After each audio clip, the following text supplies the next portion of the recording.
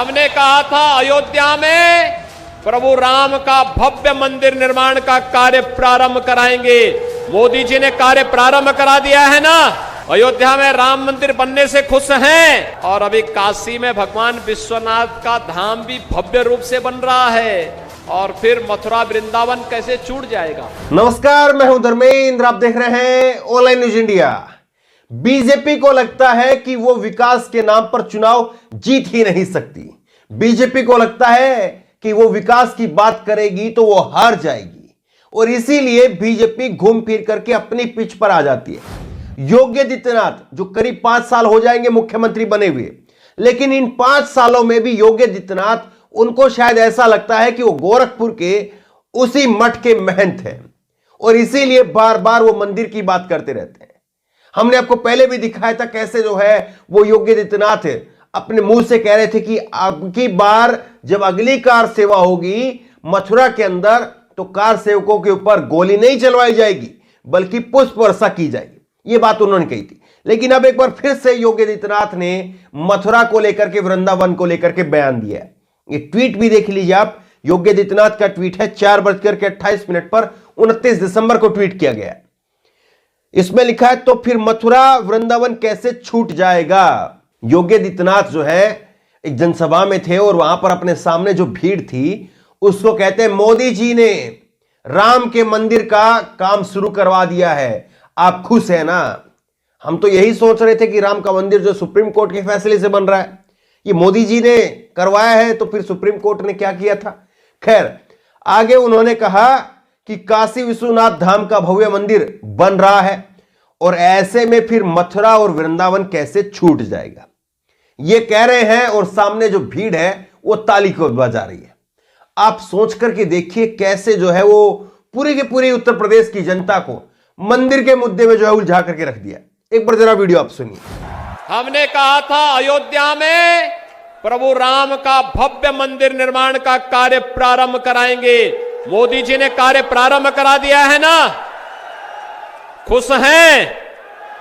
अयोध्या में राम मंदिर बनने से खुश हैं सभी लोग और अभी काशी में भगवान विश्वनाथ का धाम भी भव्य रूप से बन रहा है, आपने देख लिया ना। और फिर मथुरा वृंदावन कैसे छूट जाएगा। वहां पर भी काम भव्यता के साथ आगे बढ़ चुका है। योगी आदित्यनाथ को अखिलेश यादव ने भी चैलेंज दिया था कि आप कभी विकास के नाम पर आपने क्या क्या बनाया 5 साल में, उसके नाम पर जो है वो बहस करिए, उसके नाम पर बात करिए। लेकिन योगी आदित्यनाथ जो है बार बार वही मथुरा, काशी, वृंदावन, यही सारी चीजों में उलझे रहते हैं। ये कार्टून आप देखिए, कार्टून बड़ा शेयर किया जाता है। यूपी चुनाव है और इसमें जो है वो कार्टून दिखाया गया है जिसमें एक कार्टून प्रतीत होता है कि वो नरेंद्र मोदी का है, दूसरा प्रतीत होता है कि वो श्री राम जी का है और इसमें लिखा है, कभी अपने बल पर भी चुनाव लड़ लो भाई। ये मोदी जी को राम जी कह रहे हैं, मुझको छोड़ दो, अपने बल पर चुनाव लड़ो। लेकिन देखिए कैसे जो है वो योगी आदित्यनाथ को लोग जो है फटकार लगा रहे हैं। मनोज कुमार झा हैं, आरजेडी के राज्यसभा सांसद हैं और इन्होंने ट्वीट करके लिखा है, ये मठाधीश मुख्यमंत्री जी हैं, इन्हें गंगा सरयू में तैरती लाशें नहीं दिखी, इन्हें रोजगार के लिए हताश युवक नहीं दिखते, इन्हें बदहाल कानून व्यवस्था नहीं दिखती। विडंबना है कि इन्होंने संविधान पर हाथ रख करके शपथ ली है। हे भगवान, इन्हें माफ कर देना, इन्हें संविधान के सै की भी जानकारी नहीं है। सोच करके देखिए, एक व्यक्ति जो प्रदेश के मुख्यमंत्री के पद पर बैठता है तो वो संवैधानिक शपथ लेता है, वो संवैधानिक पद पर बैठता है, वो किसी धर्म विशेष का नहीं हो सकता है। लेकिन खुल करके जो है एक धर्म विशेष के लिए बातें कही जाती हैं, खुल करके कहा जाता है कि कैसे जो है हम तो इसी पर बात करेंगे।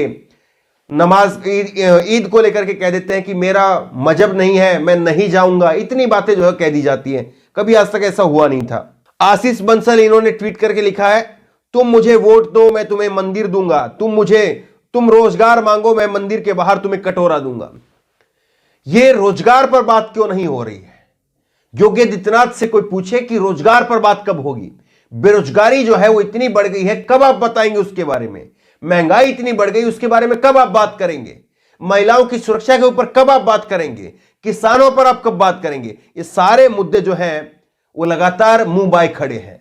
और सवाल यह है कि ऐसे समय में जब कोरोना की तीसरी लहर का हम सामना कर रहे हैं, और कोरोना की तीसरी लहर ओमिक्रॉन कह लीजिए आप, उसके बारे में खुद उत्तर प्रदेश की सरकार डिक्लेयर कर चुकी है कि कोरोना प्रभावित राज्य है। इस बात को अभी अभी जो है 2 रोज पहले योगी आदित्यनाथ की सरकार ने डिक्लेयर किया है।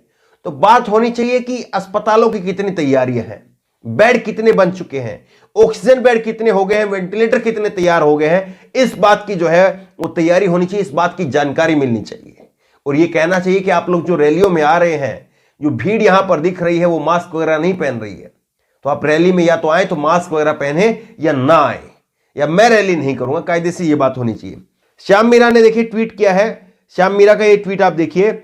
श्याम मीरा ने इसमें लिखा है, चुनाव से पहले योगी आदित्यनाथ जी गिना रहे हैं कि वो अयोध्या में मंदिर बनवा रहे हैं, वाराणसी में भी बनवा रहे हैं, मथुरा में भी मंदिर बनेगा, और तीसरी लहर के टाइम पर अपनी IT सेल के लोंडों से ट्वीट करवाएंगे कि परिवार के सब लोगों को दस्त लग जाए तो मुखिया क्या करें। ये वही थ्योरी है ना जो कहते कि एक साथ इतने लोगों को अगर दस्त लग जाए तो क्या इतने लेटरिन बाथरूम जो है वो बना दिए जाएंगे।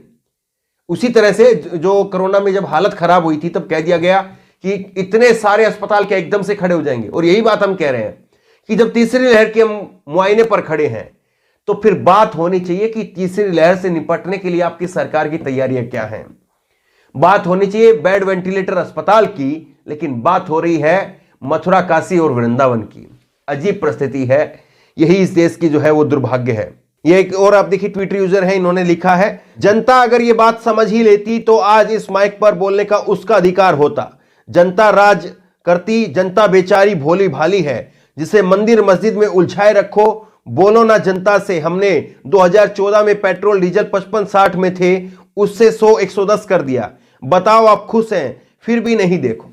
देखिए कैसे जो है वो लोगों को उनके मुद्दों से हटका करके कैसे मंदिर मस्जिद में फिट कर दिया गया है। कोई नहीं सवाल पूछ रहा कि भैया महंगाई इतनी क्यों है, पेट्रोल डीजल इतना क्यों हो रहा है। और सामने जितने लोग बैठे हैं इनकी रैलियों में, वो इस हाथ उठा करके कहते हैं हाँ मंदिर बनना चाहिए, वो मंदिर बनेगा, या और सारी बातें। ये जो अंधभक्त है वो सारे जो है वो हाथ उठा उठा करके चिल्ला चिल्ला करके कहते हैं। इनसे पूछे कि इनके बच्चों को रोजगार दे दिया योगी ने? इनके बच्चों को क्या रोजगार मिल गया? क्या इनके घर में जो डीजल पेट्रोल आ रहा है वो सस्ता आ रहा है? कमाल की बात है। लेकिन लोगों को कैसे उलझा करके जो है वो रखा हुआ है, और लोग जो है वो इसी गफलत में खुश है कि हां वहां पर ये हो रहा है, वहां पर वो हो रहा है। हमारे घर में क्या हो रहा है, हमारे शहर में क्या हो रहा है, हमारे मोहल्ले में क्या हो रहा है, इसकी खबर नहीं है। बस इस बात से है कि अब विदेशों में डंका बज रहा है, सच्चाई कुछ नहीं मालूम है। जो व्हाट्सएप पर जो आ जाता है उसी को लेकर के जो है झूमते रहते हैं। व्हाट्सएप पर आ गया कि हां मोदी जी को आज फलाना अवार्ड मिला है, योगी जी को ऑस्ट्रेलिया के सांसद ने जो है सम्मानित किया है। सच्चाई क्या है? सच्चाई पता चलता है विज्ञापन था वो जो ऑस्ट्रेलिया में छपवा दिया।